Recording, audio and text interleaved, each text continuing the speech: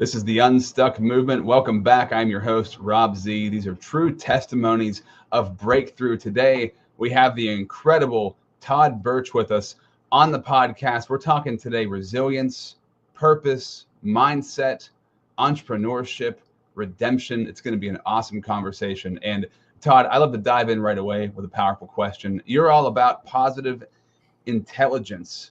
And I want to know this concept of positive intelligence. What is that and how did it change your life? Absolutely. Well, first, Rob Z, thank you for having me on your show, brother. I love the intro music. It's got me fired up a little bit. It's amazing music and the energy, the boost you get. But yeah, appreciate you having me. Positive intelligence is all about mental fitness. It's doing the reps, building your mental muscle. It's all backed by neuroscience, and it's just like going to the gym, right? If you're going to go work out, you're going to do this on a consistent basis. You're going to do the reps, and essentially, what you're doing in mental fitness is you're rewiring your brain. If you commit to it, and you do it long enough, and that's exactly what I've done. And what we're really doing here is identifying our saboteurs, right? We are constantly being sabotaged, right, on a daily basis with negative emotions, negative thoughts. So in this program, Shirzad Chamine, who created the program, has identified 10 saboteurs. One is your judge, which everybody has, and then kind of his buddies, the accomplices. And they're stickler, avoider, pleaser. Everybody can relate to a few of those. So we identify which saboteurs we have or which ones are really prominent. And then we learn how to take it and shift it to what Shirzad calls a sage mindset, the sage brain. So you move from surviving, right, the fear-based sabotage to thriving. And it takes time and effort, just like anything else, but it works. It works. He's taken 500 Stanford students through this program. It's backed by a ton of research, neuroscience, psychology, and other practices. And he's brought this into his program. He did a TED Talk several years ago that kind of, kicked this off. But it's great. Yeah. And it changed my life, Rob. And I won't go into the full story, but essentially what it did for me was build an internal pause button. So I had a voracious temper for most of my life, and I would go from 1 to 10. There was no space. Everybody should have space, right? And then be able to make a decision and respond. I had no space. So when you don't have space, you do stupid things. You say things, right, that you regret. You do things that you regret. And I was doing this on a daily basis. And I would be sabotaged very easily. Even the most simple things, driving would be one of my main triggers, and just stupid stuff. And then I would spiral, right? I would get derailed and I would be in a negative mindset the rest of the day. So I couldn't be the best version of myself. My relationships weren't as strong as they could be. My well-being wasn't, and my performance wasn't. So by going through positive intelligence, I've been doing it for 5 years. In fact, 2 weeks ago, I just reached mastery level in that program, which not a lot of people get to. And that's doing a lot of reps, again, consistent, committed for 5 years. And I'm very proud of that. And I noticed it, like, dude, nothing bothers me anymore. Like, I just come in to every situation and I pause.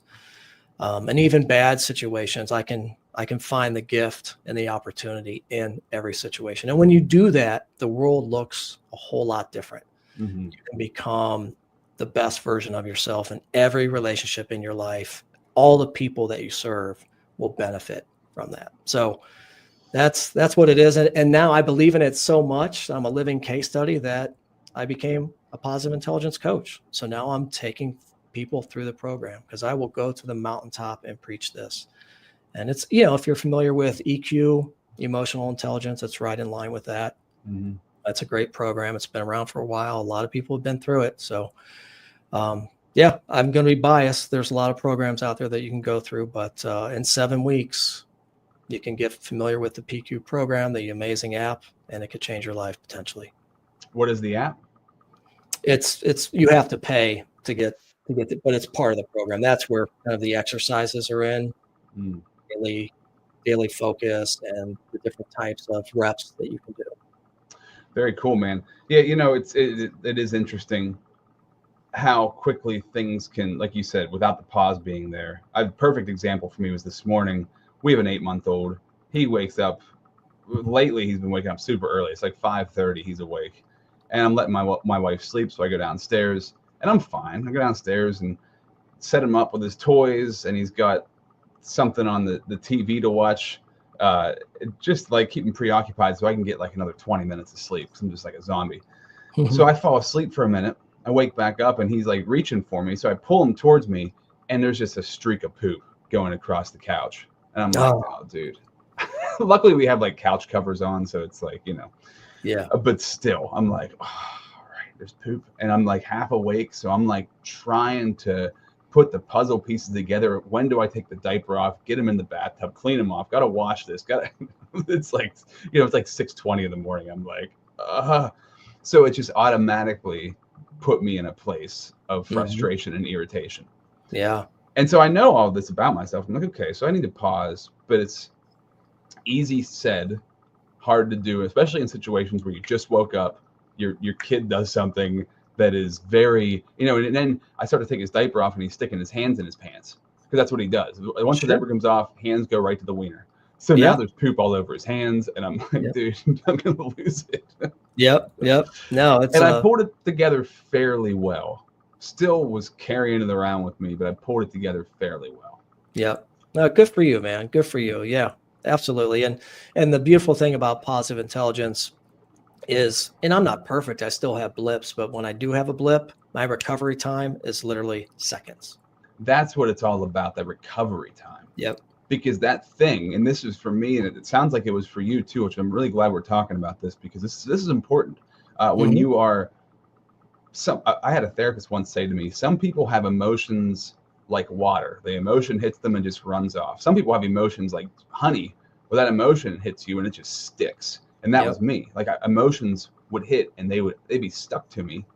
And I would be like, I can't stop feeling the way that I'm feeling. And I still fall into that. That's not saying that doesn't still happen, but I'm much better at it than I used to be. And a lot of meditation over the years, a lot of prayer, but also that awareness, like you said, the awareness to put the pause in. Yeah. Let me share this.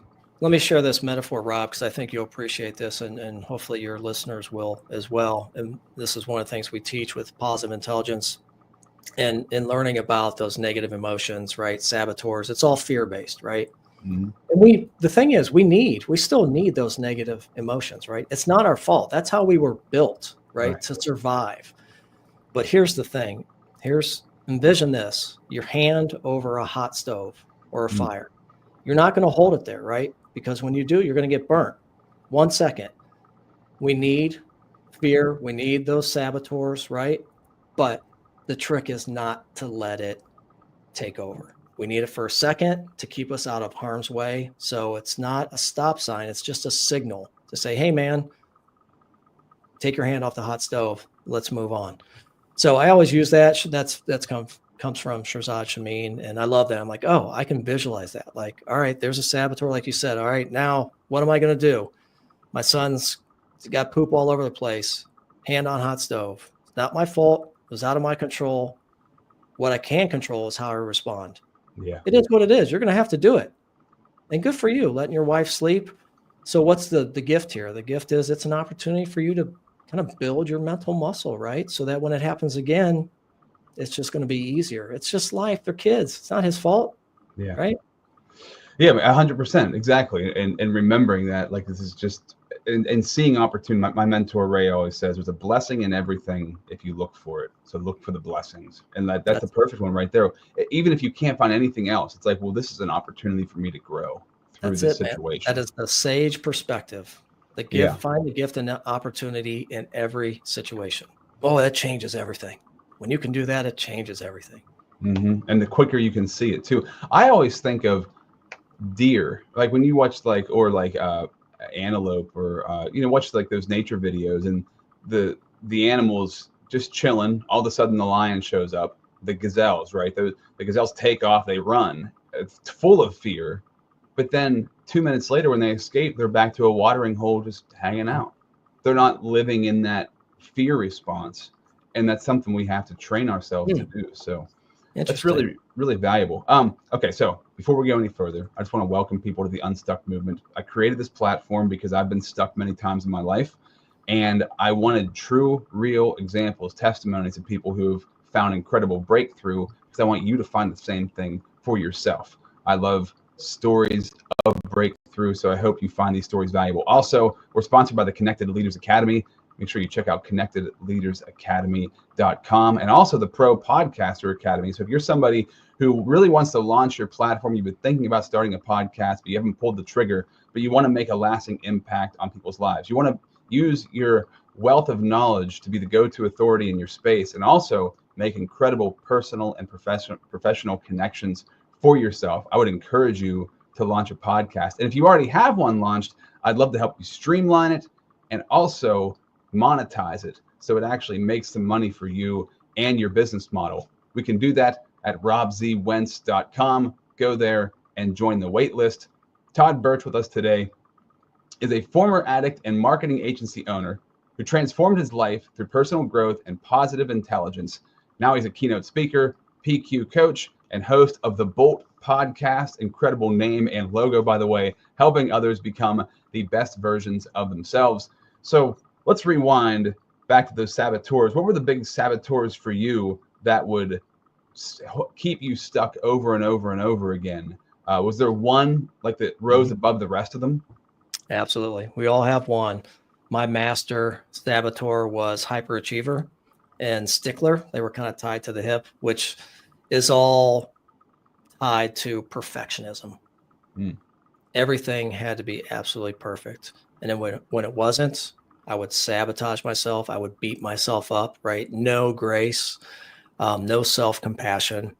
And it would keep me in my comfort zone because I didn't want to go out for fear of risk or failure. Because what's the chance of being perfect for something new, trying something out of, for the first time. So that was really it for me. And once I dropped that byline, everything got a lot easier, and I was able to really get out of my comfort zone and get unstuck, if you will, and try new things, experience. And that's where growth happens, right? We got to get out of our comfort zone. We got to get into an open growth mindset. So talking about that, you've had a successful marketing business for years, right? Yes. I'm proud to say blessed 16 years in February. Yeah. Digital marketing. So you had this perfectionism, this, what was the first thing you said? Hyperachievement, or what was hyperachiever is the term, the saboteur term, but essentially it was all backed by perfectionism, stickler, trying to control everything. And so, but you found a lot of success through those negative traits. You built this company and it was doing well. So a lot of times people, even though things in their life aren't right, they see the business doing well and they're like, well, obviously I'm okay. Things are going well. I'm making money. I'm making an impact. What changed that changed your mindset about like, boy, I do need to work on these things? Great question. 16 years. And I would say at this point, yes, successful. 16 years of tons of mistakes and failures. First half of the tenure, not really understanding personal growth, being in a comfort zone, complacent, comfortable, not seeking feedback or wanting feedback because, my gosh, somebody might say I'm not perfect. What changed, Rob, was during COVID. And I embraced, someone reached out to me, a coach, and I hired her on the spot, and she took me through positive intelligence. And that program changed my life and changed the way that I ran my business. And now I'm thrilled to say that my company right now, which I spend very little time in, is the healthiest it's ever been. And I attribute a lot of that to the work that I've done personally on myself, which has then influenced how I lead. I lead with empathy, My leadership team sees me, follows, what I do, and I coach and train them. And we're doing great, man. But that took a lot to get there. It took a lot to get there, a lot of mistakes, a lot of failures, but just not giving up, staying at it, trying, experimenting, tweaking.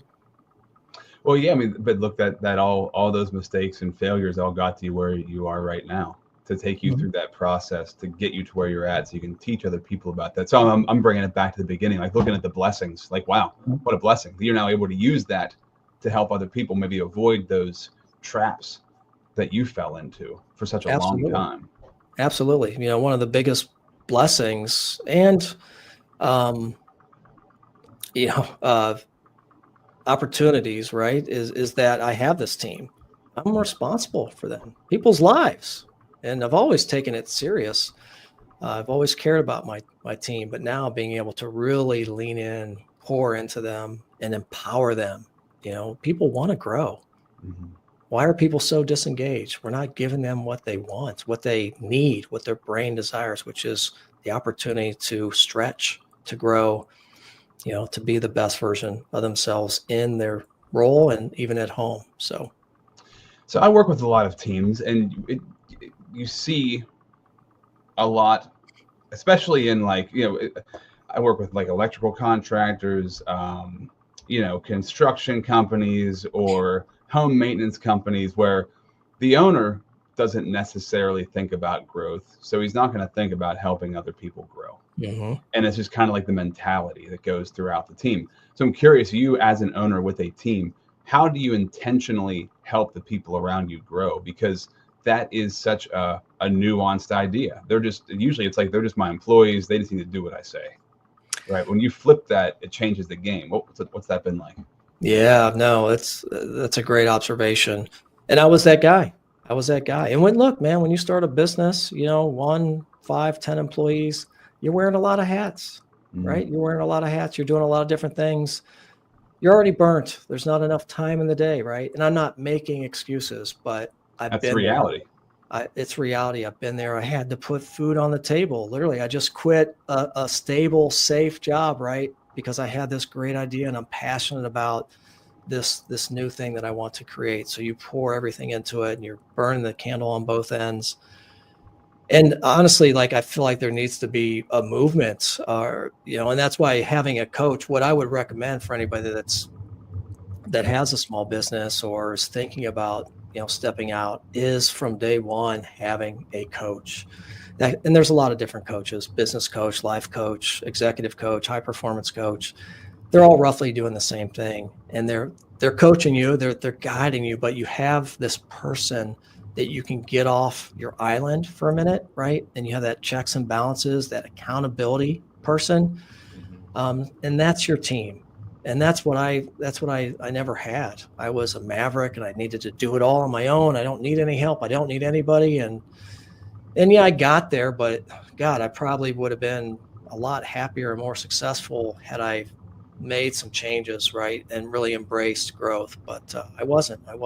I was into physical growth and working out, but from a mental health standpoint and really trying to be the best version at work, learning new techniques or tactics, I didn't devote to it. But once I did, everything changed. And then the way, your team sees what you do. So when the team sees me embracing personal growth and they're seeing the changes in leadership and how we operate, that you start to create and cultivate this growth-oriented culture, right? And that's when people see that they can be open, right? They have this safe space to be able to stretch, to fail, right? And we need to embrace that and give them the space and opportunities to do so, but also to not just celebrate results, but to celebrate them stretching. And if they fail, not to blame them, right? Not to embarrass them in front of people. It's a learning opportunity. So we just need to cultivate and create the space for people to be able to do that. And when they have that space, they want to grow. They really do. They're going to take off. And then you're going to see this ripple effect. because it's contagious. And when you see one person doing it, you see another, and next thing you know, everyone's like, hey, what are you reading? Or what podcasts are you listening to? Or what's a cool little tip to be more efficient in my day or manage my calendar? So it's contagious, but it does take a concerted effort, and it starts at the top.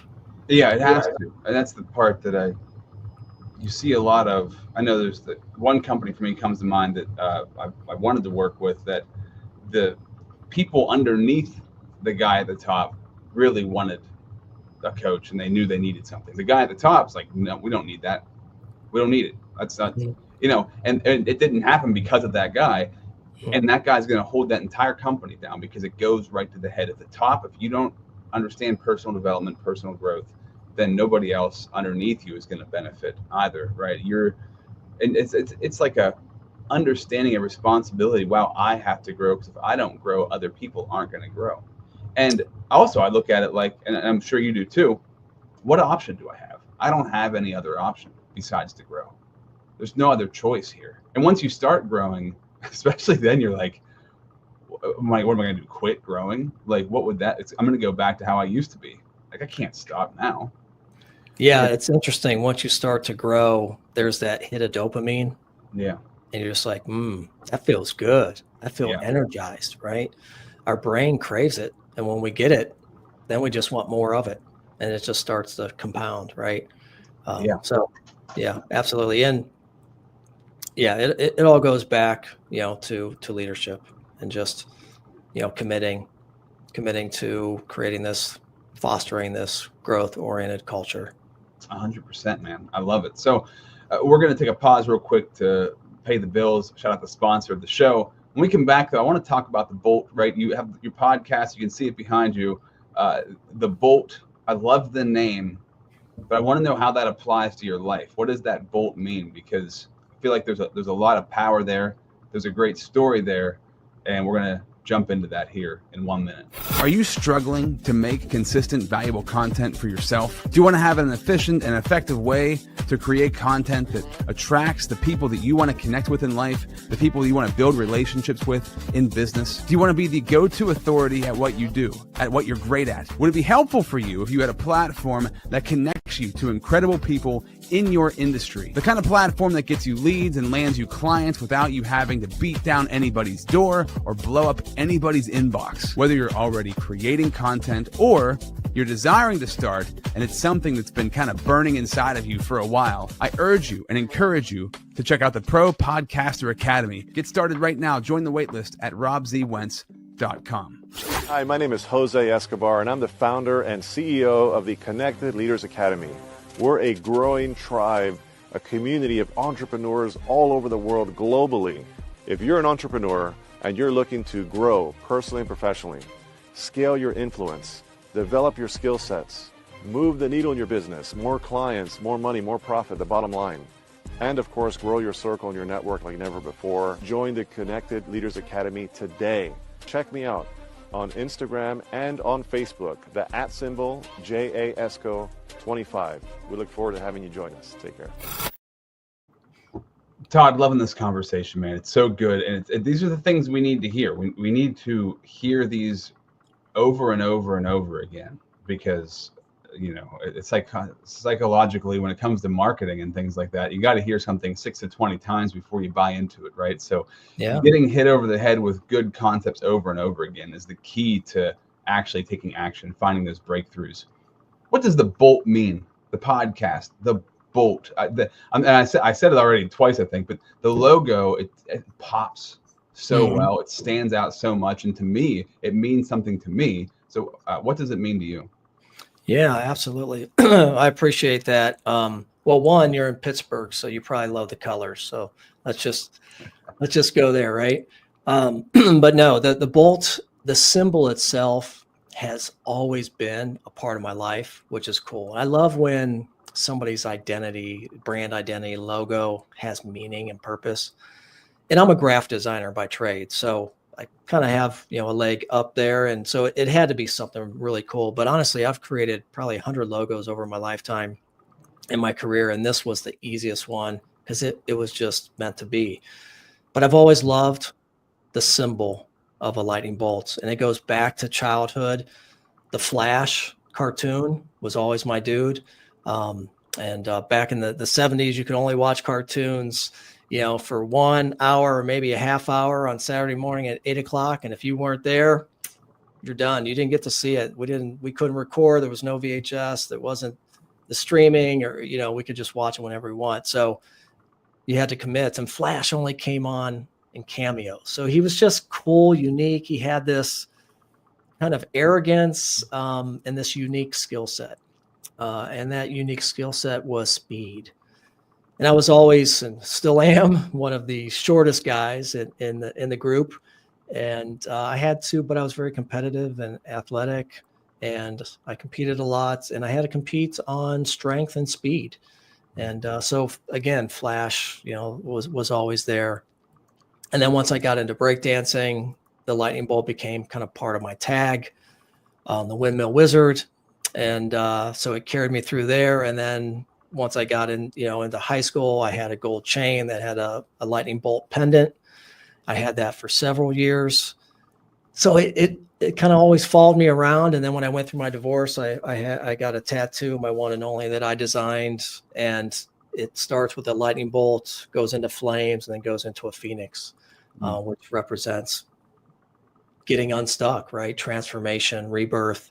So again, the bolt was always there. So when I went to kind of transition into this new arena of speaking and coaching and podcasting, the bolt was just meant to be, brother. So, and I love, obviously it captures the speed, but it's bold, right?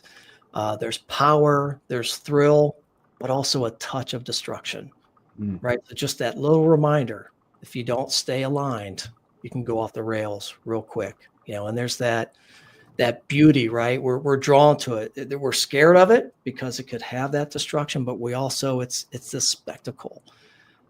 So for those reasons, I just felt like it was meant to be, and it has a lot of powerful meaning behind it. At least, it means a lot to me. Oh, that's powerful, man. I love that. It's amazing that it's shown up throughout your life. That's really cool. And, you said about it, it's powerful, but it also can be destructive. It sounds like what positive intelligence did for you, right? Something that was destructive, because everything's a gift and a curse, right? And that drive for you was a curse for a long time. But you turn it into a gift because you bring it under your control, that you know how to utilize it, you know how to harness it for good. Yeah. And if you can keep it under control and it can be a positive part of you, it's a gift, man, that you just give to everybody else. So that's really cool. I love that. And just a lightning bolt, right? Like, it's just, there's so many ride the lightning, lightning in a bottle, there's so much that comes with that. From a marketing standpoint, it's endless, right? And it was like, oh, wow, I can go on and on. Yeah. As you can see behind me, make your mark. It's time to strike.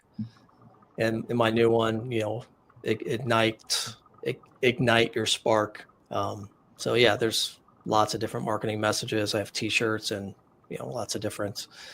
So when I was going back through like off your website, your past, I saw the breakdancing on there, but I also saw the janitor work that you did. You're a janitor at a hospital, and you said it had a huge impact on your life. And I found that to be really interesting. That seemed totally a total separate part from the rest of the story of like, wow, this whole janitor, because you did that for a while, right? Like almost. It was I grew up there. Yeah, it was a big part of my life. I've always worked. So I was a newspaper boy. And then I got into this local hospital, which my dad worked at as well. And I became a janitor, and I worked there for 8 years. So before high school, and then during high school, and then into my 20s. But yeah, I learned a lot about just people, it was a very humbling job. And, it's funny. Sometimes I miss it because it was so easy, but gratifying. So I was a floor guy, which is ironic because in breakdancing, I was a floor guy too. But yeah, so I would go from ground floor up to 7, and I would clean all the tile. And I had a buddy that followed me up. He did the carpet. So there was a couple different, different types of floors. I was a tile guy. And yeah, it was beautiful. You go sweep and then you mop and it's clean. It's instant gratification, which sometimes, I'm like, I miss those days. But it was a great opportunity because I was all over the hospital and I got to meet, and because I was such a friendly, personable person, I got to meet a lot of nurses and social workers. I became friends with several doctors and, just all kinds of different relationships. And then I would even be in patient rooms and I would get to meet, patients. And it's funny, it reminds me of a story. I've never told this before, but I feel like this is the place to tell it, Rob. So I was a Steelers fan because I, again, grew up in the 70s, the Steel Curtain. I just love the Steelers. Lynn Swann was my dude. But anyhow, I got to go watch a game against the Cleveland Browns. Ironically, I'm in Ohio. And in Pittsburgh, and I got one of the terrible towels, right? That was the only reason really I wanted, obviously watch a game, but it was so cold that day. But I got a terrible towel and I brought it back. And one day at work, they had, I think the Monday night, the Browns were playing the Steelers. So the nurses, everybody would kind of dress up in your garb, your team's garb. And I walked around mopping the floors with this yellow terrible towel hanging, out of my pocket, my back pocket. But then I went into a patient's room. I was cleaning the floor in that room one day, old guy. And he started talking to me. And oftentimes this would happen because really they just wanted somebody to talk to, especially, folks that have been there a while. And he started telling me a story and he noticed the towel. And he said, yeah, I've been a huge Steelers fan for so many years. I've never been there. We went on, and I don't remember the full story, but I remember that I gave him my towel. This towel it was coveted for me. And I went there and I was a huge Steeler fan. And I knew I'd probably never get another one. But I felt like that guy in the moment needed that towel. And I don't know if it helped him. I never followed up. I don't know if he wrote a thank you card to the hospital or whatever, but it just felt like the right thing to do, and in that moment. So, it's all what you make of it, right? Every job in that hospital was important, from the doctor down to the guy cleaning the floors, because, it's the patient experience. I cared. I didn't know him from Adam, but he had a story. He just needed somebody to listen to him.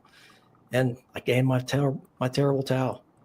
So anyhow, that's my story, man. I haven't told that before. And I oftentimes, don't even really think about my hospital days, but I learned a lot there. It was a great experience. That's really good because I had a dream several years ago. I'll just give the short summarization of it was that stop worrying about where you're going and just love people. Just show up for people. And I'm somebody, like you said, a hyper achiever. It's like this constant, like relentless drive to do more, but it's not a healthy drive. Sometimes it's like this unhealthy, you suck, you're not doing enough. You need to do more. Yeah. You haven't done anything yet. You said you were going to do all these things. You didn't do any of them. What's wrong with you, sort of thing. Right. And the dream just, and I go back to it all the time because it had such a profound impact on me, but also it's just like, yeah, man, why am I concerned so much about where I'm going? Why not take time to show up for people? Because people just, especially in a hospital, talk about a lonely place. I don't like hospitals because they just feel so sterile and lonely. I don't know. My wife's the opposite. She loves hospitals. She feels safe and connected there. So, and it just made me think, like, yeah, everybody just needs somebody. You need somebody. So going back to positive intelligence, like when you have positive intelligence, when you put pause in your life, you're going to show up differently for people in your life. And you're going to start to realize, wow, it's not about me, where am I going? How am I going to get there? It's about, like, what are the relationships that I have? And I've watched and read hundreds of near-death experiences. I'm just fascinated by them. And the overarching story that comes up again and again and again is when you die, it doesn't matter what you did. None of that matters. Your career, the money, none of it matters. What were your relationships like? How did you treat people? That's what matters. And that theme comes up on repeat. So I love that. It's so powerful and important, and we need to be able to hold on to that. Yeah. So as we come to the close of this episode, I just want to ask one more question, because you've been a business owner for a long time. You've been through the gamut. You've been stuck. You've been unstuck. What advice would you give to a business owner who is stuck today in that constant drive mentality? Pause. Just slow down for a moment. Just what if pause. they don't know how? They don't know how to slow down. They're like, how the hell do I slow down? What does that what does that even mean? Yeah, you have to. You're going to get burned out. You'll be able to produce more if you slow down and work on yourself. The ROI is there. You'll 10 times yourself. I know it sounds crazy and it's easy for me to say, but it's absolutely true. Talk to anybody that's been through it and they will tell you, if you can just early on slow down and pause and reflect. And the other advice I would say is find your thinking group. Find somebody or a group of people where you can get off your island. We all need help. And it doesn't have to be somebody in your industry or somebody who knows exactly about your business. It's just somebody who's another owner, entrepreneur who can relate. Your spouse, your partner doesn't want to hear about this crap when they get home. They're done. Yes, they'll be empathetic, they'll listen, but you need somebody who can really understand what you're going through, because it is. A lot of times I felt like I was on an island. I had nobody, and that was my own fault.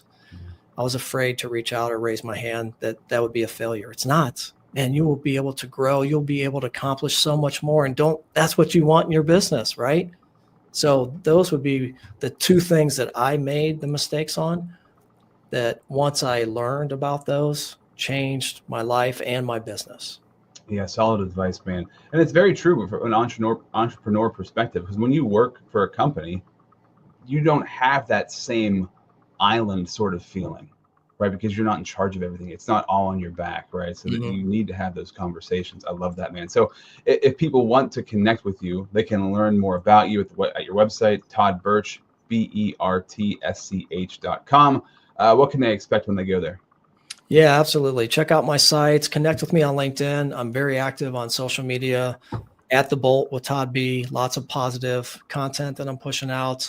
Come to the site. You'll learn about my coaching, my speaking engagements, and my podcast. Check out the Bolt podcast. And it's all right there. I love it, man.